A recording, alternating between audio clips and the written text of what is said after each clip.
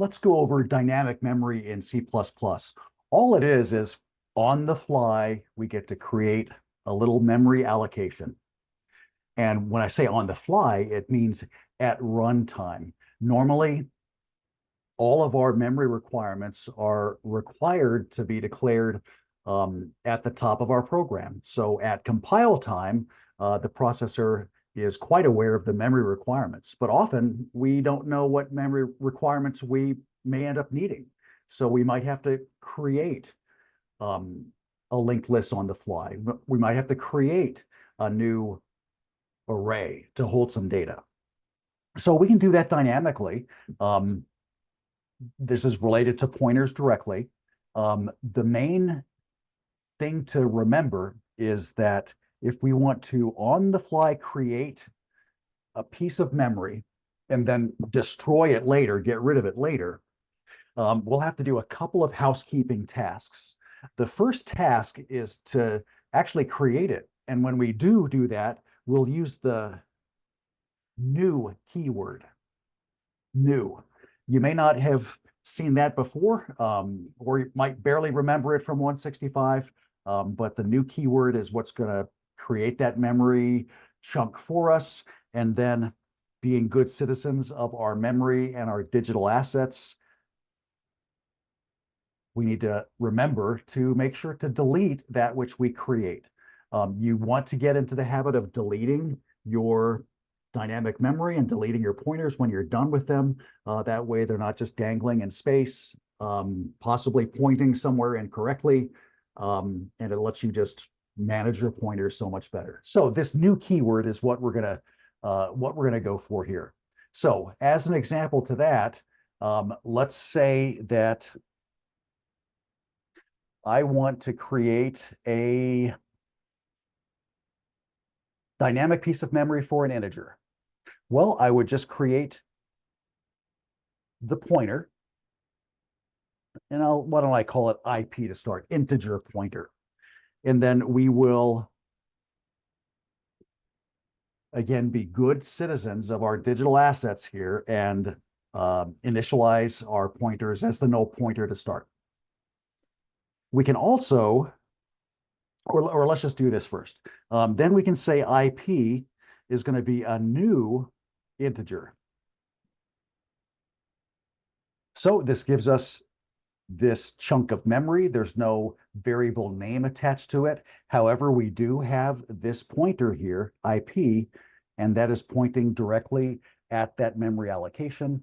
That way, since we have a pointer touching it, we can go and modify it however we want. So if I said suddenly, how about star IP is 6, well, then we can output that directly. When we're done with it, then we would just call the delete instruction, and we just put the pointer name in there, delete IP. And that will kind of take us through the whole life cycle of that piece of dynamic memory. So let's take a look at some code that will demonstrate this. And let's see, let's get a little housekeeping done here.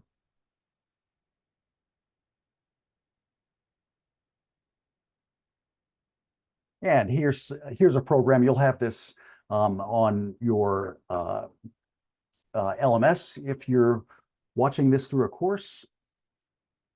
We'll press run, and we do get our dynamically allocated memory created, and there's some results. And let's just take a look at this code then. So first thing we do, notice we don't say int x or double anything. We're just creating a pointer to it. So there is no variable name. This double pointer here is going to point to that new double. And then, as I mentioned, here is the statement right in line 14 that's going to create the actual memory allocation for us. The new keyword is what happens or what causes that.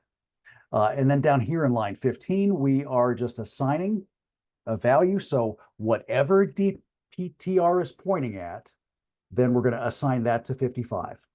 And we see here we When we run it, we got some good results over here. It's showing that whatever dptr is pointing to, it currently has a value of that value. And then just as a side note, we can extract the exact memory address just by outputting the pointer itself, and that will give us the address.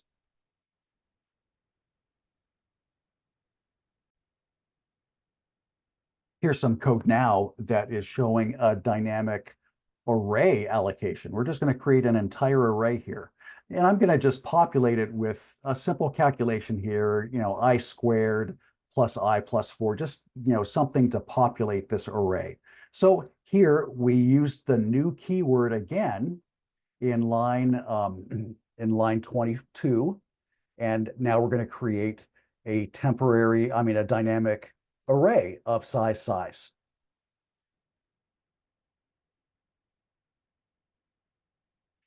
Now, I'm using a couple different methods to traverse this array. The first here in lines 24 and 25 are just populating the array using the typical array subscript, sub I, sub 1, sub 0, whatever. And then outputting is using the pointer syntax with the star, and then we have to put the pointer name and the offset. So both of those are outputting the exact same thing there. Processing the exact same array, and we're just tackling it with different syntax. But then notice line 30, we have to get into the habit of deleting memory when we no longer need it. You don't want your programs to ever run out of memory because that causes a crash. So being good citizens and good stewards of our memory, we should delete it. So now I showed up here in line 18 how to delete dynamic memory that's just a simple element. In line 30, we're seeing, okay, there's a tiny bit of extra syntax here to delete a dynamic array. And you're absolutely right. We have to include the square brackets when we delete that, and it will delete the entire array and not just the first element.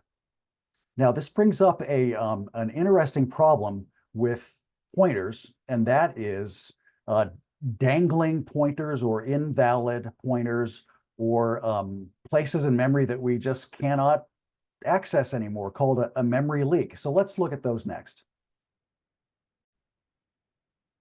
So when we talk about dangling pointers, we're talking exactly by what it sounds like. So let's say we created this pointer P, and we initially assigned it to the null pointer. And then somewhere along the line, we assigned it to some other piece of data here. And let's suppose that somewhere along the way, we decide to delete the data, and we do. Meanwhile, P is still pointing to something. So if we had, let's say, an array here, and P is pointing to that, and then somewhere later we just get rid of the array, we delete it, well, P is still pointing to something. And what that is P is actually still pointing to the first byte of that array, and it is not valid. It's trying to reference something that is not there. Similarly, a memory leak is where we have some memory that's been allocated and probably even populated with some data, but there's no way to reach that memory. So it just stays resident in memory until we end the program. So that's what a memory leak is. Let's say that we had this array and we've populated it with a whole bunch of stuff. And let's say we have a pointer P that's pointing to the first element. Well, a memory leak will happen. And here's a great example. If we delete, let's say here, this array name is just sales. How about that? If we just delete sales like this in a C++ statement, well, all that's going to do is delete the first element, and all of this remaining data stays in memory. But since P is no longer pointing to it, then we have no way to reassign P to point to the next valid thing because it's been erased. So that's a memory leak. You've got memory allocated. It cannot be reissued. It cannot be reclaimed. It's there still, but there's no way to point to it because we have either deleted the pointer or we didn't put another pointer on that address.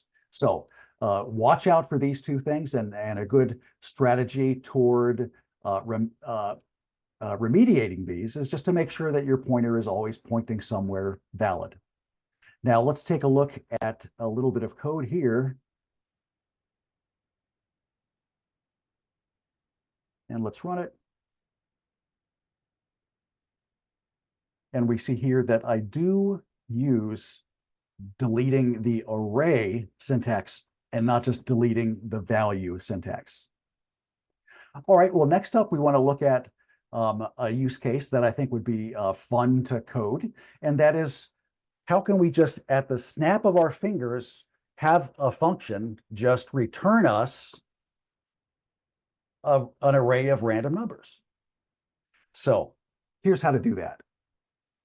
The very first thing that we'll do is we will create a pointer. I'll just call it myRands. It's just going to point to that simple list when it comes out.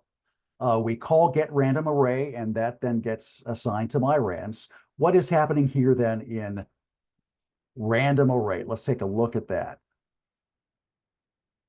All right, so here we create another pointer. This is a temporary pointer that's only going to stay inside that function. And then we assign that to a brand new integer array. So that's what line 44 is. ARR is now going to point to a brand new allocation of size, and it's an integer array.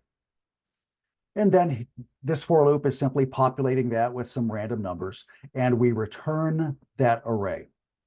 Now, note here that when we return values, remember this in C++, if you're returning a value from a function, you've got to list the data type of that return value in the function, or you will draw an error. So here we are returning a pointer to an integer array. And that's exactly what we got here in line 34. We are expecting a pointer to an integer array to come back from this function call and to be assigned here. And sure enough, it does, because this is our pointer to an integer. And then again, don't forget this step. Be a good steward of our memory and delete the correct array elements and not just the first array elements. Okay, hope this explains dynamic memory, and it's a very versatile feature of C++. It's almost unique to C++, and I hope this helps.